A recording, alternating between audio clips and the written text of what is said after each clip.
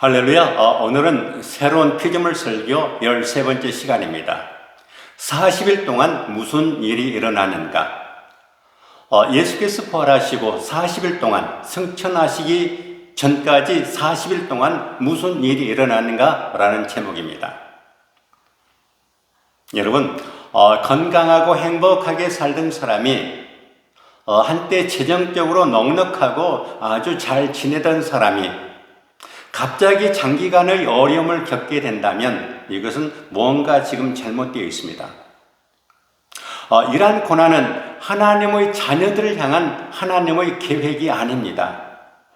이럴 때는 다시 한번 자신에게 질문하시기 바랍니다. 나의 정체성은 무엇인가? 나는 그리스도 안에서 누구인가? 나는 하나님의 자녀입니다. 나의 근원은 하나님이십니다. 그러므로 나의 공급은 끊이지 않습니다. 그러므로 나의 삶은 오르락내리락 하지 않습니다. 나의 힘과 에너지는 하나님으로부터 나기 때문입니다. 할렐루야. 그런데 여러분, 우리가 그리스도인이 되었을 때 이미 이러한 시스템이 만들어져 있었다는 사실입니다. 그런데도 어떤 그리스도인들은 본인에게 이러한 풍성한 하나님의 복이 있다는 사실조차도 모르고 있습니다. 그냥 열심히 전략해서 남는 것으로 살아가고 있습니다. 그러나 여러분, 이제는 우리의 필요를 하늘에 있는 계좌에서 인출하여 하나님의 풍성함을 누리시기를 축복합니다. 이것을 하늘의 신령한 복이라고 말합니다. 이 하늘 계좌에 있는 하늘의 신령한 복은 믿음 충만한 말씀 고백을 통해서 인출할 수가 있습니다. 저는 지금 영적인 부분을 말씀드리고 있습니다. 에베소서 1장 3절입니다. 찬송하리로다. 하나님 곧 우리 주 예수 그리스도의 아버지께서 그리스도 안에서 하늘에 속한 모든 신령한 복을 우리에게 주시되 has blessed, 이미 주셔서 우리는 가지고 있습니다. 받았습니다.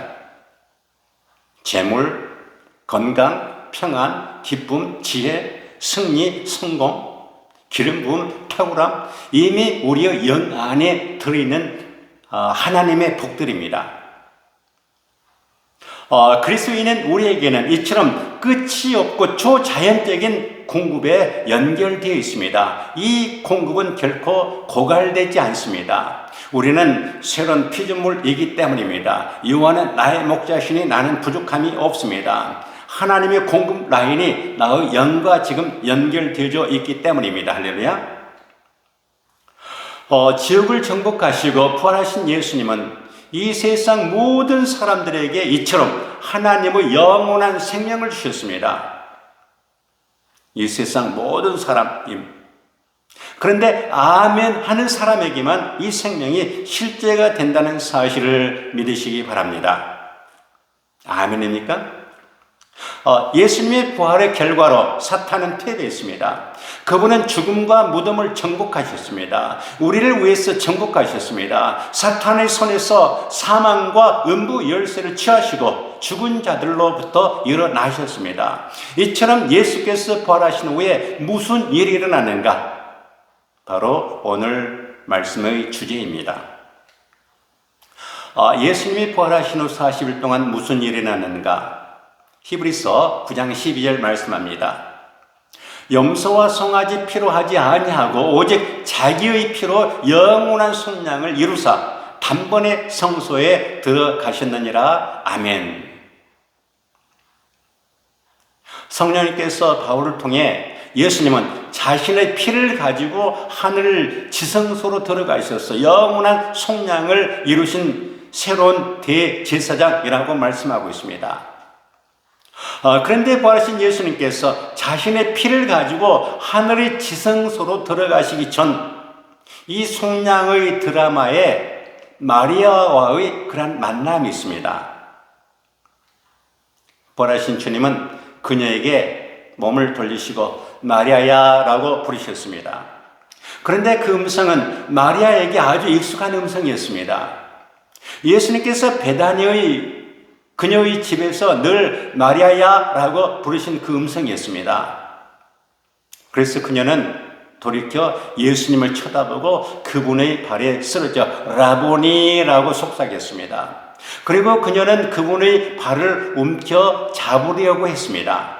그러나 예수님은 그녀에게 부드러운 음성으로 나를 붙들지 말라. 내가 아직 아버지께로 올라가지 아니하였노라. 아멘.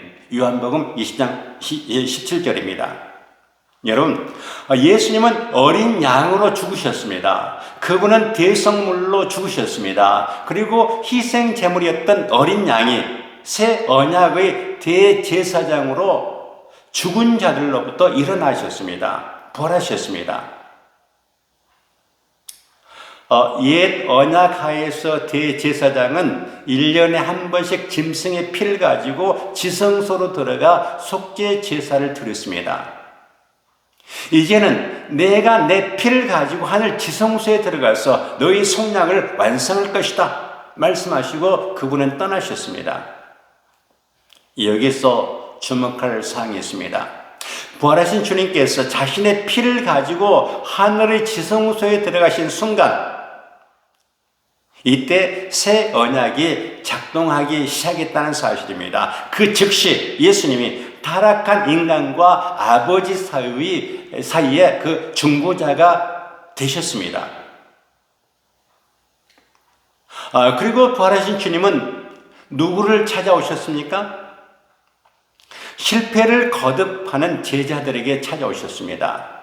예수님이 십자가에 못 박혀 돌아가신 후 제자들은 실망합니다. 꿈이 다 사라져 버렸습니다. 그때 베드로가 야, 나 고기나 잡으러 가야겠다. 그러자 얘 같이 가자. 다른 제자들도 따라 나섰습니다. 그런데 고기가 잡히지 않습니다. 밤새껏 한 마리도 잡지 못했습니다. 그때 얘들아 고기는 좀 잡았냐? 라고 묻는 분이 계셨습니다. 제자들은 지나가시던 어떤 어른이 하시는 말씀인 줄 알고 그냥 아니요 라고만 대답했습니다. 그런데 제자들을 향한 예수님의 이 질문은 몰라서 하신 질문이 아닙니다. 이미 다 알고 하신 질문이었습니다. 이 예수님의 질문 속에 너희들 고기 못 잡았지? 라는 주님의 생각이 반영된 그런 질문이었습니다. 지금 예수님께서 너희에게 고기가 없는 것이 당연하다 라는 결과를 가지고 질문하신 그 의도는 제자들에게 사명을 주시기 전에 먼저 하나님의 주권 사상을 알게 하려는 것이었습니다. 너희들 나를 떠나서는 아무것도 할 수 없다. 이것을 가르쳐 주신 것입니다. 너희들 나를 떠나서는 아무것도 할 수 없다. 이처럼 부활하신 주님의 관심은 온통 제자들에게 있었습니다. 이 부활하신 주님은 주인을 불러 회개를 촉구하지 않으셨습니다. 병자를 찾아다니지도 않으셨습니다. 주님은 그냥 갈릴리로 가셨습니다. 너희들 나를 떠나서는 아무것도 할 수 없다? 너희들 고기 못 잡았지? 이란 말씀입니다. 그렇다면 너희들 그물을 배 오른편에 던지라. 그리하면 얻으리라 하신데 이에 던졌더니 고기가 많아 그물을 들 수 없더라. 아멘. 그물을 배 오른편에 던지라. 요한복음 21장 6절입니다. 오른편에 던지라는 이유가 무엇입니까? 히브리인들은 오른편을 하나님 백성을 상징하는 단어로 인식하고 있기 때문입니다. 이제 그분의 말씀대로 오른편에 그물을 던졌더니 그물을 들 수 없을 정도로 고기가 많이 잡혔습니다. 고기가 너무 많이 잡히자 배에 있던 그 제자들은 깜짝 놀랐습니다. 그때 눈치가 빠른 요한이 그물을 걷어 올리면서 계속 주님을 쳐다보다가 베드로의 옆구리를 칩니다. 형님, 주님이십니다. 주님이십니다. 라고 기뜸하자 베드로는 순간 놀랍기도 하고 감격스럽기도 하고 이렇게라도 해야 주님을 배반했던 마음이 조금은 용서가 될 것 같았습니다. 그래서 그는 겉옷을 입은 채 바다에 뛰어들었던 것입니다. 그리고 예수님은 제자들과 미리 준비해 놓으신 조반을 함께 나누십니다. 그때 주님께서 베드로에게 말씀하십니다. 네가 나를 사랑하느냐? 네, 사랑합니다. 정말로 네가 나를 사랑하느냐? 네, 정말로 주님을 사랑합니다. 그리고 주님께서 세 번째, 정말로 나를 사랑하느냐? 라고 묻자 이제서 주님의 의도를 알아차린 베드로는 꼬리를 내립니다. 주님이 아시잖아요. 제가 3번이나 주님을 배신한 것. 그때 주님은 그럼 됐다. 이제 나를 따르라. 그리고 이제 사도행전으로 넘어갑니다. 넘어가자마자 성령을 받으라 라고 말씀하십니다. 성령을 받으면 된다는 말씀입니다. 여러분, 부활하신 주님은 이렇게 제자들에게 찾아오셨습니다. 그런데 지금 제자들 가운데 그 누구도 아직은 영원한 생명을 받지 못한 상태입니다. 옛 언약은 찢어진 휘장과 함께 다 사라졌습니다. 새 언약은 예수님께서 자신의 피를 가지고 하늘 지성소로 들어가실 때 이루어졌습니다. 예수님께서 승천하신 10일 후에 성령님의 사역이 시작되었습니다. 이제 성령님은 그분의 사역을 착수하셨습니다. 예수님께서 십자가에 못 박히신 지 50일 후인 오순절날에 기다리던 성령님이 오셨습니다. 여러분, 이제 다음 시간부터는 성령님의 사역이 시작이 됩니다. 이제 다음 시간에는 새로운 피조물이 탄생하게 됩니다. 이제 다음 시간에는 그들이 하나님의 자녀가 될 것입니다. 하나님의 그 본성을 가진 의인이 될 것입니다. 그러면 이제 그들의 모든 공급원은 하나님이 될 것입니다. 그들은 하늘의 신령한 복을 받아 하나님의 풍성 안으로 들어가게 될 것입니다. 지금 저는 영적인 부분을 말씀드리고 있습니다. 다음 시간에는 마가의 다락방에서 무슨 일이 일어나는가를 알아보겠습니다. 할렐루야, 기도합니다. 아버지 하나님, 희생 제물이셨던 어린 양이 새 언약의 대제사장으로 죽은 자들로부터 일어나셨습니다. 부활하신 주님께서 자신의 피를 가지고 하늘의 지성소에 들어가신 순간 새 언약이 작동하기 시작했습니다. 그 즉시 예수님은 타락한 인간과 아버지 사이의 중보자가 되셨음을 믿습니다.